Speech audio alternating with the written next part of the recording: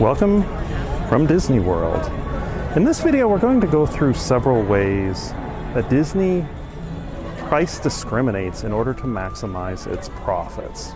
Now, price discrimination is the practice of charging consumers who have different levels of willingness to pay different prices based on their demand for the products. And Disney is an absolute expert at this. We're going to go through several different examples in this video. Next time you hear my voice, I'm going to be back in the office, but plenty of footage from the parks to show you where we'll go there now.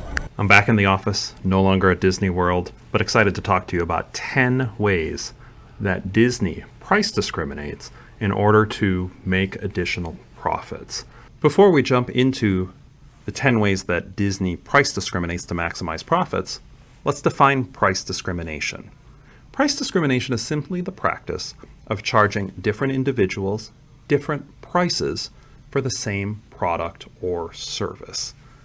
In order to do this, the person selling or the entity selling must be able to identify individuals who have different willingness to pay for the product. So they need to identify those who are very price sensitive to those who are not very price sensitive, or those who are willing to pay a lot more and those who are willing to pay a lot less. They also need to be able to then set up a pricing scheme to charge one entity more than the other, one person or one family more than the other, and prevent arbitrage. If a place tried to do this by, say, selling basketballs and said, whoa, somebody here is willing to pay $100 and they're only willing to pay $5, we're going to try to charge $100 to some people, $5 to others. Well, there'd be an arbitrage opportunity. The people who got a basketball for $5 could just sell to the people who the other place wanted to sell to for $100. With entrance into a Disney park, you can prevent that. So those are the key. Identify individuals with different demand, be able to set up a scheme to charge different prices, and prevent arbitrage. Disney price discriminates by charging different prices for admission on different days of the year. Let's look in April. There's a lot of traffic to Disney around spring breaks that families have and around Easter. So if we look specifically, Easter Sunday is April 9th in 2023. The minimum price to get into the parks is $154. If we instead pick just a random day in June, still plenty of families want to travel, but you'll see in June, a number of people could get tickets for $134 or up, or actually tickets could be obtained for $134 or higher for many of these days. So why do they do this? Well, the demand to get to Disney World differs on different days of the year. There are peak times where lots of families and individuals want to go to the parks. On those days, if Disney didn't charge more, they would actually run into capacity constraints, and they have run into capacity constraints where they literally can't let more people into the park. Well, when you can't do that, as a business, you have to ration one of two ways. You either just charge less and you turn people away, or you can charge more. And by charging more, you'll get slightly fewer people who want to show up. But if you're going to hit the capacity constraint anyway, you might as well, as a business, charge a little bit more, make a little bit in extra revenue, and make higher profits. The other actual side benefit that economists would note outside of the fact that this helps Disney is it would encourage some people who have more flexibility in their schedule to instead attend at a less busy time. And that helps both those who really want to attend at the specific time, and it helps Disney because those who don't have as much flexibility are able to get into the park. Other people are able to move to a different time. Disney's able to make a little bit more money. So this one's a pretty big win-win all the way around, although for the families who really want to go at the specific time, it does indeed cost them a little bit more. Now, in terms of willingness to pay, if your schedule is inflexible, perhaps you have off the week between Christmas and New Year's or shortly after New Year's, and that's just what you have for vacation, and you have to do Disney then if you wanted to do a Disney trip, you're kind of stuck. And if you are kind of stuck, your willingness to pay is probably a little bit higher. Disney knows this. They can charge a little bit more for the tickets around these peak times. The second way that Disney price discriminates is they charge dramatically different prices based on how many days you would like to visit the parks on your trip, whether that's 1, 2, 3, 4, 7, all the way up to 10 days. Now, as you visit more days, Disney's going to charge you more. If you want a one-day pass, as we'll see from this graphic, they say a minimum of $109 per day. 2-day and 3-day are actually a little bit more, according to their pricing system. And then it stays pretty much level, though, for days 1, 2, 3, and 4. You want an extra day, you're basically paying the same price. But day 5, you'll notice the amount drops dramatically in terms of what they say price per day. So from $114 per day to $99 per day is what they charge. Just looking at that, you might not quite get the magnitude of what the difference is, however. But the price of a 4-day ticket in total, when I looked at June 14th, 2023 as the start date, a 4-day ticket came to $520 to go visit the parks 4 straight days. You get 4 admissions into the park. For 5 days, it was $573. So that 5th day, all of a sudden, that's only $53. Remember, it was 114 more days to go from 3 days to 4 days, but to go from 4 days to 5 days, it's $53. Now to go 8 days to 9 days, 8 days, the total price of the ticket is $643. For 9 days, it's $661. So for that 9th day, right, it's $18 more. That's all they're charging. Whereas if you just want a 1-day ticket, they're charging you $109. That's a dramatic difference. Basically, once you start to stay there long enough, they're going to dramatically drop the price if you'd like to stay a little bit longer. Once you're there, really it starts once you start to hit day 5. Why would Disney do this? We know Disney wants to maximize profits, of course. So then it makes sense to think Disney has really identified differences in demand. So those who have a long weekend trip, long weekend for a trip, they likely have less flexibility. So as economists would say, their demand is inelastic, and therefore they won't be as price sensitive. If you're going for a 2 or 3 or a 4-day trip, you might just have to do it. But if you're looking at a 7-day vacation, all of a sudden, maybe you have a little bit more options, right? You can even travel a little bit farther. Maybe you're looking for more to do. Maybe you can get better deals elsewhere. And therefore, you might be a little bit more price sensitive. So that's one reason Disney likely puts these steeper discounts on days 5, 6, 7, and beyond for their trips. Further, Disney World actually only has 4 separate parks, right? They have Magic Kingdom, they have Epcot, they have Animal Kingdom, and they have Hollywood Studios. So if you get 4 days in the park and you get a ticket per day, you can visit each of the 4 parks once. It's pretty great. Day 5, you are repeating. And well, Disney World's huge, right? You can definitely repeat parks and have a great time, but you are repeating the park. So your demand, it makes sense it would be a little bit lower. And Disney's happy they're getting a little bit of extra revenue per day. The cost to let you in is pretty much 0. They also get the extra revenue, right? If you're going in, you might be paying for parking, you might be buying food, you might be buying souvenirs, you might be staying at a Disney hotel.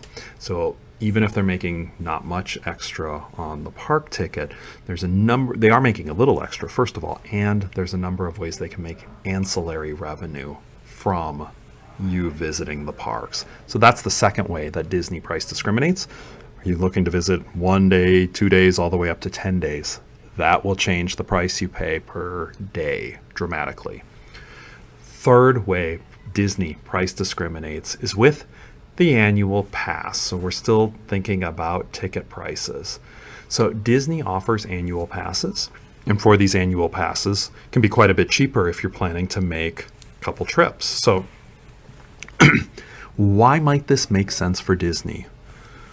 Well, there are a lot of Disney super fans. I'm sure there's probably a more technical term for it, but people who love Disney and would definitely take a few trips a year and get that annual pass, and because of it, they're paying less than they would have otherwise. But there's also probably some people who do love Disney, but financially, if they had to pay full ticket prices, they're not going to take 3 or 4 trips a year. They might only take 1 or 2.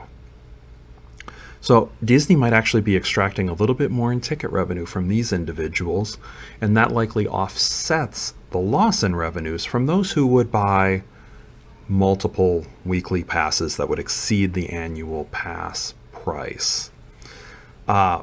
Another thing about these annual passes, it does increase the probability that people will spend more, once again, ancillary money, or ancillary revenue for Disney by paying for parking, by staying at a Disney hotel, by going to restaurants in the parks, by buying souvenirs, all of the other ways that Disney makes money. If somebody has an annual pass and they show up at the park, Disney is going to be able to capture that additional revenue from those particular individuals.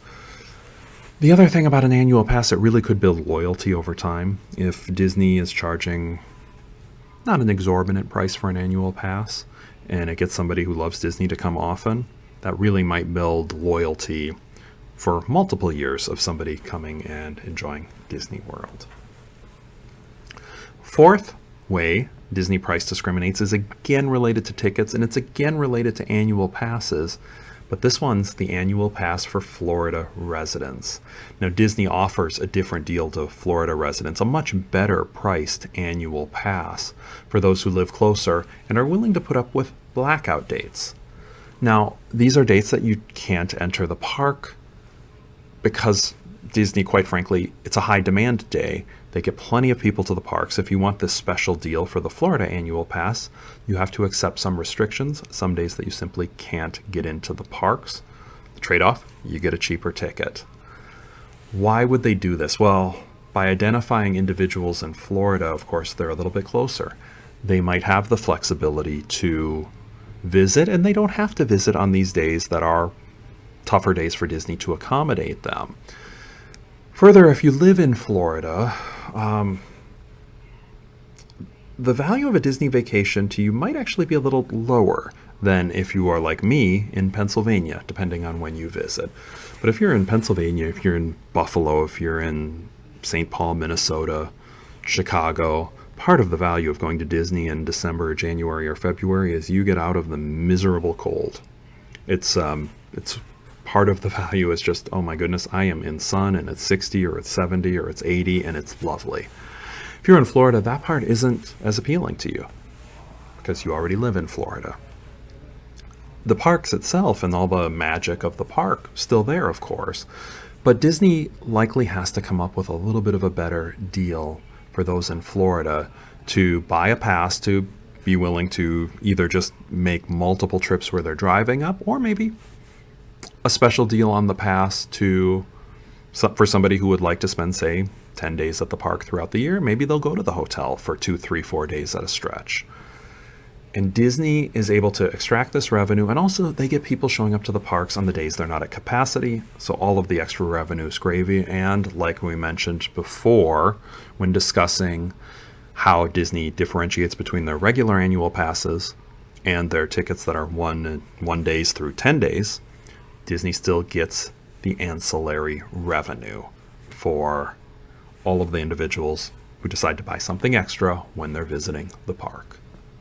The fifth way that Disney World price discriminates is they will charge you a different price for a one-day ticket depending on what park you'd like to visit.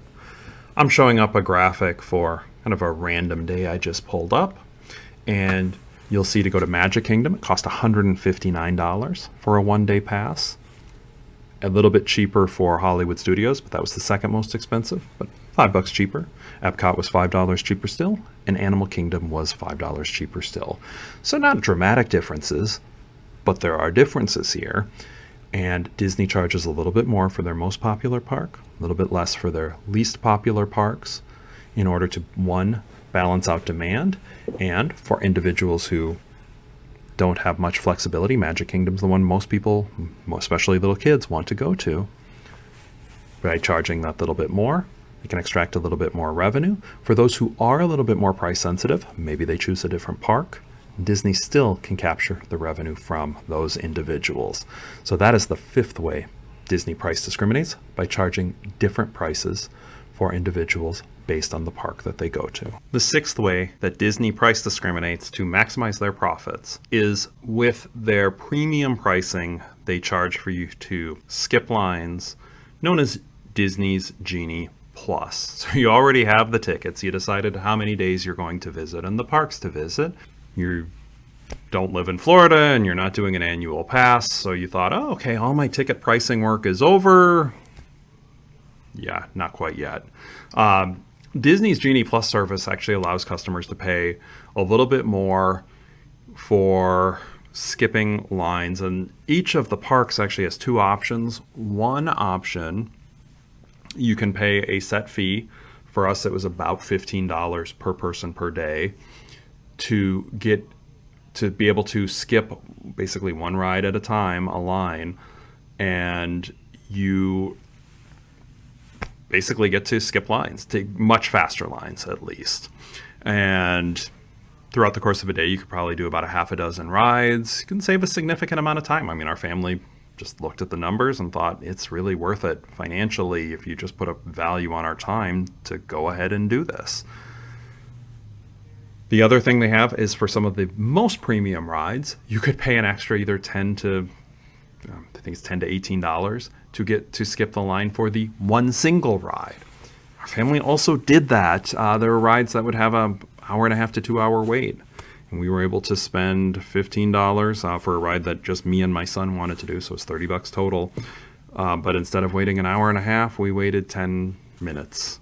You're just putting the value of time, especially time on vacation. And we thought that was just an absolute no-brainer to spend that $30.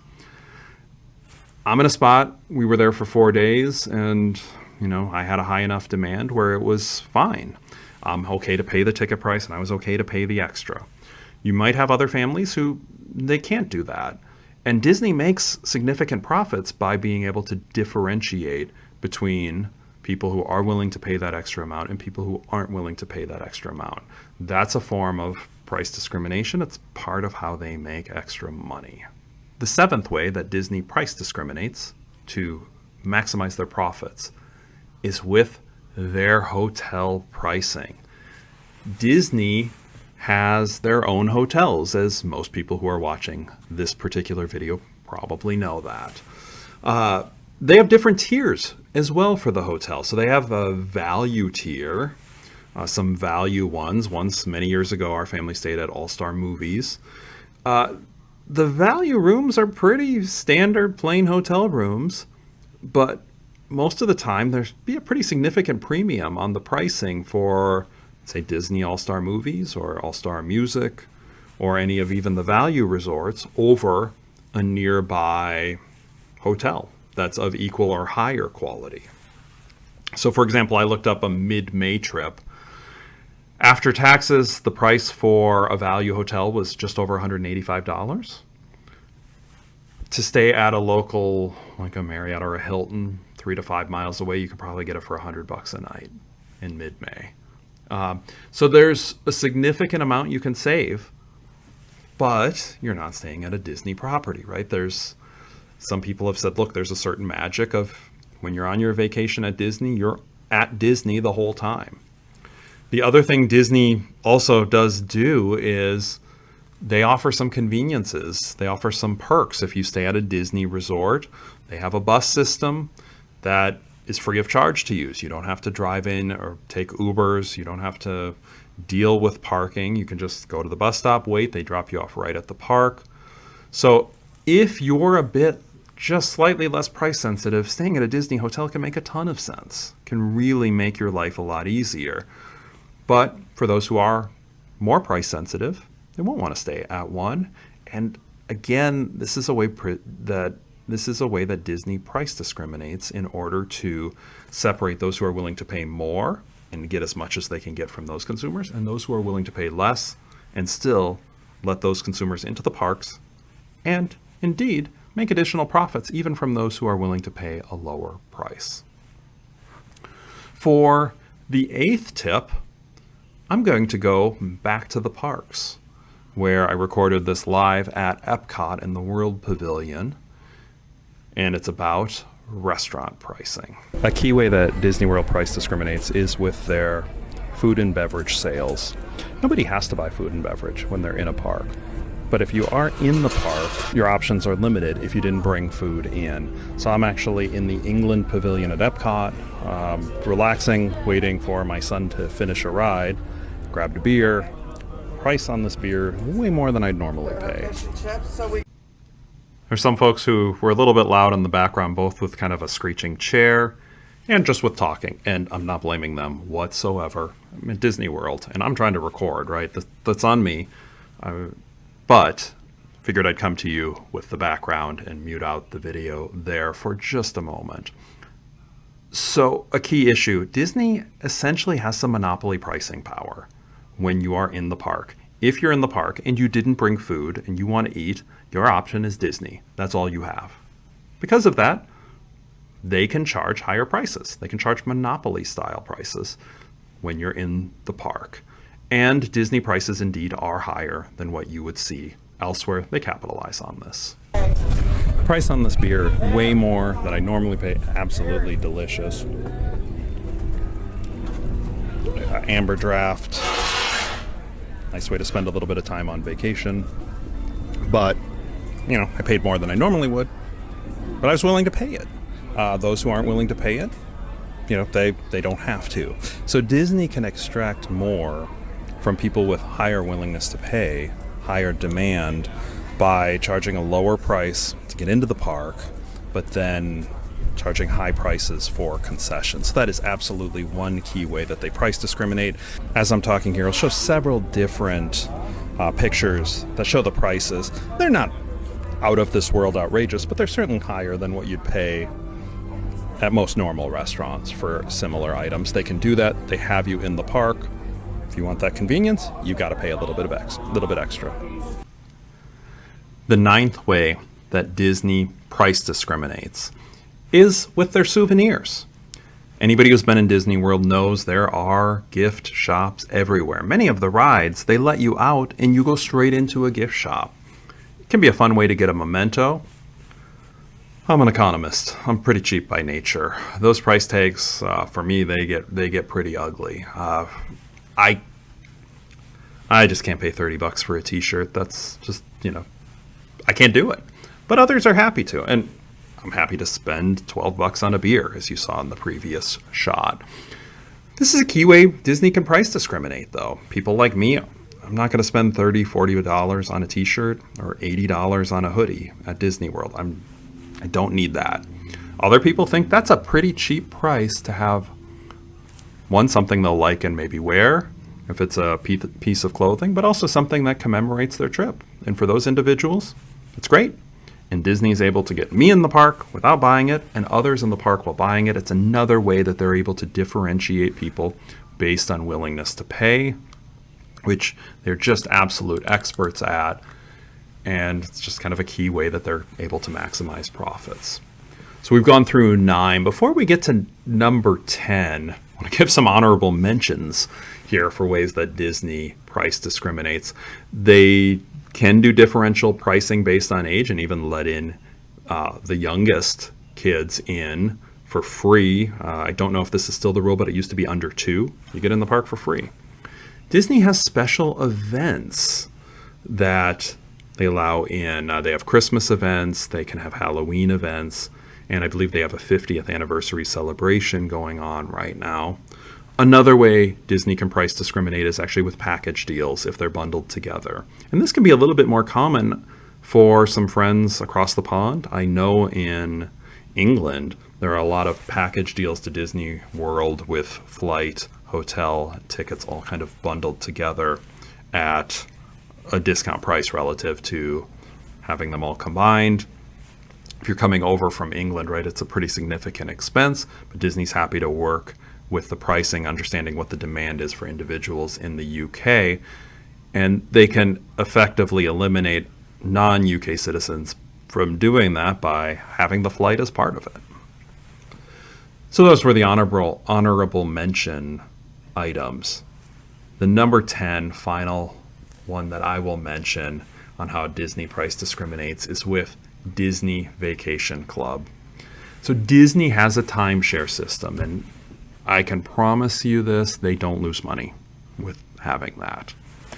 So first, I'm pretty certain the timeshare system itself is profitable for Disney World, for Disney Company, that they're making money based on the dues that are received, based on the initial purchase price that comes in. They're making money from the timeshares themselves. But there's a hidden thing, even if they were just breaking even with the timeshare, by having the Disney Vacation Club and people who have bought in a timeshare to come to Disney annually, that means those folks will be at the parks. They'll be in Disney World. And because they're in Disney World, they will be much more likely to go into the parks and either buy 1 week or 3-day or 10-day passes, or I would imagine this is the crowd where an annual pass might make a lot of sense depending on how often they would come to the parks with their timeshare. Requires an upfront purchase of points. Points might be, if you look on the resale market, 1 point you could get points for $60.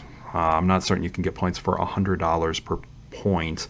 And that allows you to go each year. But on top of that, then you have to pay annual dues per point. But it gives you access to the Disney Vacation Club, either studios, 1-bedroom, or 2-bedroom places. It's a really nice luxury. For those who are Disney fans, it can be a really nice luxury to have.